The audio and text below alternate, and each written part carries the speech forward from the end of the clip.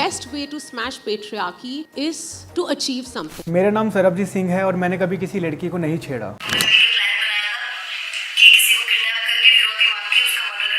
Sir हमें चाहते हैं कि न्याय हो सर। मेरी सर जान चल रही है, मेरी नौकरी जाने वाली सर। वो सर इतना सर घोटाला की हुई है।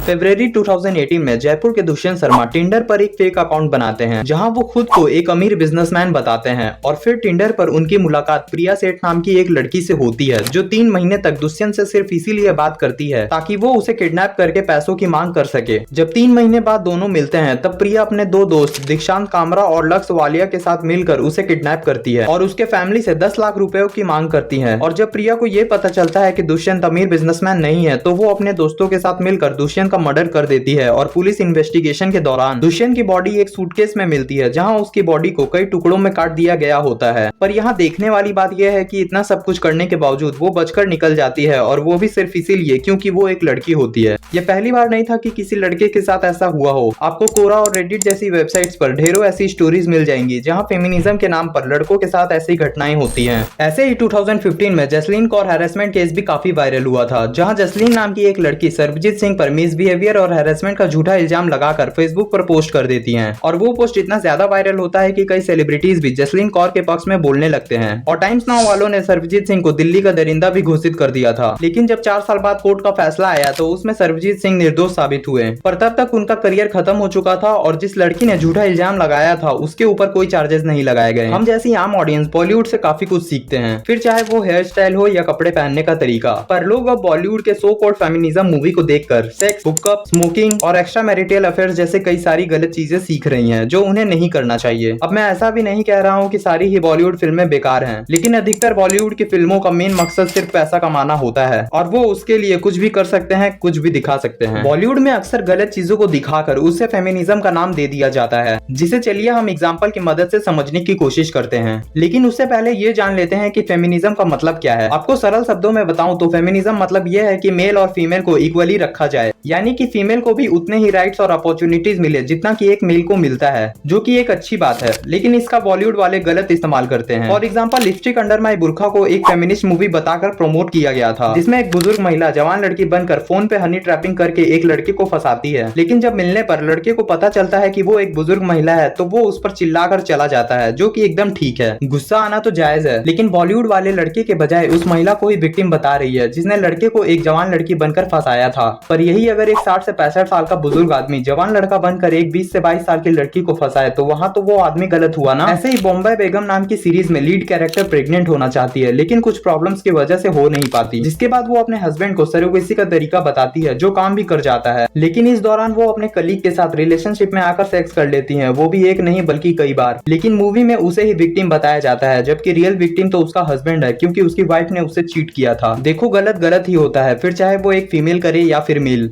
उर्वशी रौतेला की एक मूवी आई थी वर्जिन भानुप्रिया, जिसमें पूरे फिल्म का मेन मकसद ही यही है कि जल्दी से जल्दी अपने वर्जिनिटी को लूज कर दो वरना तुम यूजलेस हो। इस मूवी में एक सीन ऐसा भी है जहां एक्ट्रेस लड़के के साथ जबरदस्ती सेक्स करने को कहती है। यार मेकर्स कौन सा नशा करके ऐसी सीरीज और फिल्में बनाते हैं, और अगर बच्चे ही ऐसी फिल्में देखेंगे तो उन पर क्या इम्पैक्ट पड़ेगा। वो तो उल्टा कम उम्र में ये सब करके डिप्रेशन और एंग्जाइटी में अपनी जिंदगी बर्बाद कर देंगे। बॉलीवुड में काफी अच्छी मूवीज बनी है जो कि अच्छी चीजें सिखाती है, लेकिन अगर आप गलत चीजों को देखकर इंस्पायर होंगे तब तो बेकार ही है। यही चीज अनुराग कश्यप ने भी कही है कि 90% फेमिनिस्ट फिल्म मेकर फ्रॉड हैं और वो पैसों के लिए कुछ भी दिखा सकते हैं। एक 4 मोर शॉट्स नाम की वेब सीरीज आई थी जिसका प्रमोशन काफी बड़े लेवल पर किया गया था। सीरीज में दामिनी का कैरेक्टर अबॉर्शन के बाद अपने बॉयफ्रेंड को फिजिकल होने के लिए मना करती है क्योंकि वो उस चीज के लिए रेडी नहीं होती, लेकिन फिर वो किसी और के साथ फिजिकल हो जाती है और जब उसका बॉयफ्रेंड इस बारे में पूछता है तो वो उसी को गलत ठहरा देती है। ये कहाँ की इक्वालिटी हुई। इसी मूवी में सिद्धि का कैरेक्टर जो थोड़ा ओवरवेट होता है, उसकी मम्मी जब उसे बोलती है कि अगर तुम्हें एक अच्छा लाइफस्टाइल जीना है तो तुम्हें अपना वेट कम करना चाहिए, तो वहाँ उसकी मम्मी को गलत बताया गया है। लेकिन वही सिद्धि आगे चलकर एक लड़के के साथ रिलेशनशिप में आती है तो वहाँ वो उस लड़की की बॉडी शेमिंग करती है जो कि एकदम नॉर्मल दिखाया गया है। इस मूवी में चारों कैरेक्टर एक से बढ़कर एक हैं। अगर आपको कभी फुर्सत मिले तो आप प्लीज जेसीबी की खुदाई देख लेना, लेकिन ये सीरीज मत देखना, बहुत बकवास है। थैंक यू फॉर कमिंग को स्मैश पैट्रियार्की बोलकर प्रमोट किया जा रहा था। इस पूरे मूवी में भूमि के कैरेक्टर को ऑर्गेजम फील करना होता है जिसमें वो मल्टीपल पार्टनर्स के साथ ऐसा कर भी लेती है, लेकिन उसने कब किसके साथ सेक्स किया होता है वो उसे खुद भी पता नहीं होता।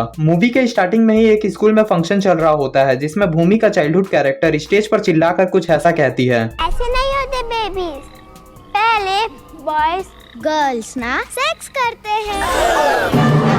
और इसी मूवी में आगे चलकर भूमि एक बकवास स्पीच देती है जिसे मोटिवेट होकर बच्चे कुछ ऐसा बोलते हैं,